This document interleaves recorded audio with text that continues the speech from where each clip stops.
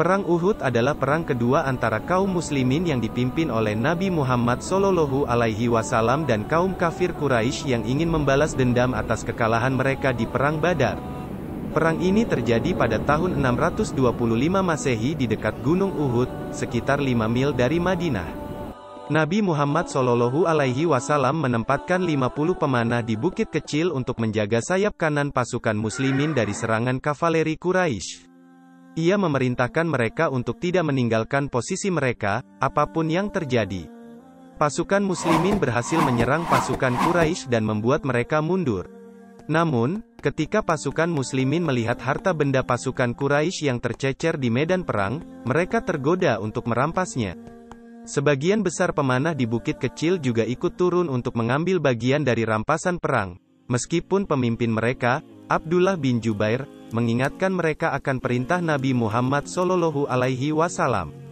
Khalid bin Walid, salah satu panglima Quraisy, memanfaatkan kesempatan ini untuk menyerang sayap kanan pasukan muslimin dari belakang dengan kavalerinya. Pasukan Quraisy yang lain juga kembali menyerang dari depan. Pasukan muslimin terkejut dan terkepung dari dua arah. Mereka berusaha bertahan dan melindungi Nabi Muhammad SAW. Banyak pasukan muslimin yang gugur di medan perang, termasuk Hamzah bin Abdul Muthalib, paman Nabi Muhammad SAW, yang dibunuh oleh seorang budak Quraisy bernama Wahsy.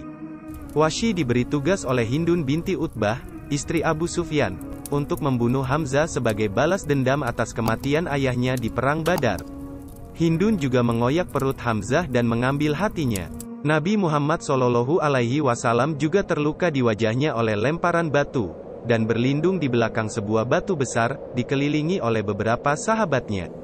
Salah satu sahabatnya, Mus'ab bin Umair, yang mirip dengan Nabi Muhammad SAW, gugur setelah berusaha menutupi Nabi Muhammad SAW dari serangan musuh. Kaum Quraisy mengira bahwa mereka telah membunuh Nabi Muhammad SAW, dan bersorak-sorak.